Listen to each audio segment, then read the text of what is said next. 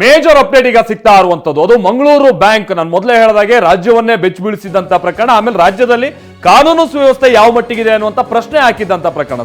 ಸಾಲು ದರೋಡೆಗಳಾಗ್ತಾ ಇದ್ದಂತ ಸಂದರ್ಭದಲ್ಲಿ ಮಂಗಳೂರಿನಲ್ಲಿ ಇಷ್ಟು ಸುಲಭನ ಒಂದು ಬ್ಯಾಂಕ್ ಕಳ್ತನ ಮಾಡುವಂಥದ್ದು ಅನ್ನುವಂಥ ಪ್ರಶ್ನೆ ಮೂಡ್ ಹಾಕ್ತಂಥದ್ದು ಪ್ರಕರಣ. ಯಾಕಂದ್ರೆ ಕೆಲವೇ ನಿಮಿಷಗಳಲ್ಲಿ ಆದಂತ ಕಳ್ತನ ಇದು. ಹೆಂಗಾಗಿತ್ತು ಈ ಕಳ್ತನ ಅನ್ನುವಂಥದ್ದು ಸಹಜವಾಗಿ ಗೊಂದಲ ಮೂಡಿಸಿದಂತ ಪ್ರಕರಣ. ಈಗ ಆರೋಪಿಗಳು ತಿರುವನ್ವೇಲಿಗೆ ಪರಾರಿಯಾಗಿದ್ದರು ಅನ್ನುವಂಥದ್ದು ಗೊತ್ತಾಗಿದೆ. ಸೊ ಅಲ್ಲಿ ಹೋಗಿ ಜಪ್ತಿ ಮಾಡಿದಂಥ ವಸ್ತುಗಳನ್ನು ಇನ್ನೂ ಪಂಚನಾಮೆ ಮಾಡಿಲ್ಲ ಅಂತೆ, ಅಲ್ಲಿ ಹೋಗಿ ಬಂಧಿಸಲಾಗಿದೆ ಅನ್ನುವಂತ ಹೇಳಿದ್ದಾರೆ.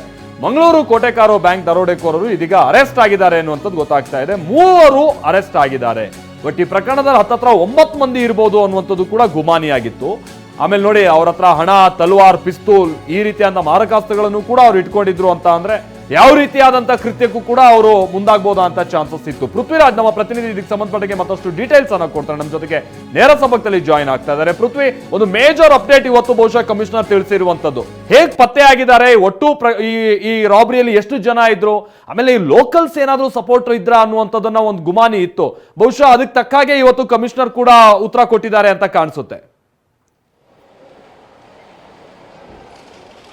ಖಂಡಿತ ಮಲ್ತೇಶ್, ಏನು ಈ ಒಂದು ದರೋಡೆ ಮಾಡಿದಂಥ ಆರೋಪಿಗಳು ಸೀದಾ ತಮಿಳ್ನಾಡು ಕಡೆ ಹೋಗ್ತಾರೆ. ತಮಿಳ್ನಾಡಿನೆಲ್ಲ ವಿವಿಧ ಕಡೆ ಇರ್ತಾರೆ. ಸೊ ಅಲ್ಲೇ ಈ ಒಂದು ಪೊಲೀಸ್ ತಂಡ ಅವರ ಏನು ಬೆನ್ನತ್ಕೊಂಡು ಹೋಗಿತ್ತು, ಅವ್ರನ್ನ ಕೆಲವು ಅಂದರೆ ವಿವಿಧ ಸ್ಥಳಗಳಲ್ಲಿ ಆ 3 ಕೂಡ ಈಗ ಬಂಧಿಸುವಲ್ಲಿ ಯಶಸ್ವಿಯಾಗಿದ್ದಾರೆ ಅಂತ ಹೇಳ್ಬೋದು. ಯಾಕೆಂತ ಹೇಳಿದ್ರೆ ಮಂಗಳೂರಿನ ಒಂದು 7-8 ಪೊಲೀಸರ ತಂಡ ಆ ಕಡೆಗೆ ಹೋಗಿತ್ತು.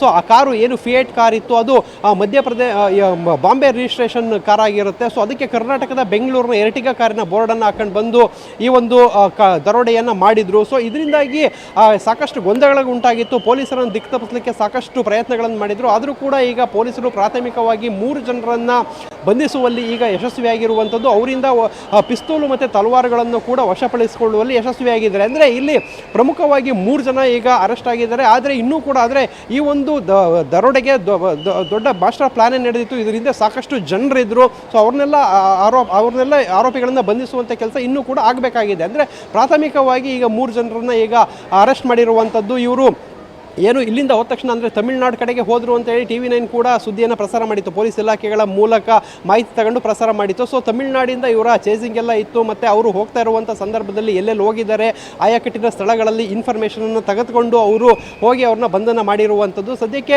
2 ಕಾರ್ಗಳಲ್ಲಿ ಬಳಸಿದ್ರು. ಅದರಲ್ಲಿ ಫಿಯೇಟ್ ಕಾರ್ ಪತ್ತೆಯಾಗಿದೆ. ಮಾರಕಾಸ್ತ್ರಗಳು ಮತ್ತು ಏನು ವೆಪನ್ಸನ್ನು ಯೂಸ್ ಮಾಡಿದ್ರು ಅದು ಈಗ ಪತ್ತೆಯಾಗಿರುವಂಥದ್ದು. ಮತ್ತು ಅವ್ರನ್ನ ಈಗಷ್ಟೇ ವಶಪಡಿಸ್ಕೊಂಡಿದ್ದಾರೆ. ಅವರ ಮಾಜರ್ ಮಾಡಬೇಕಾಗಿರುತ್ತೆ. ಅದಾದ ಬಳಿಕ ಸ್ಥಳೀಯರ ಒಂದು ಸಹಕಾರ ಇಲ್ಲದೆ ಇಂಥದ್ದೊಂದು ಕೃತ್ಯ ಆಗಿರಲಿಕ್ಕಿಲ್ಲ. ಸೊ ಈ ನಿಟ್ಟಿನಲ್ಲೂ ಕೂಡ ಸ್ಥಳೀಯರು ಯಾರು ಸಹಕಾರ ಕೊಟ್ಟಿದ್ದಾರೆ ಅನ್ನೋ ನಿಟ್ಟಿನಲ್ಲೂ ಕೂಡ ತನಿಖೆ ಮುಂದುವರೆದಿದೆ. Maltesh, thank you Prithvi.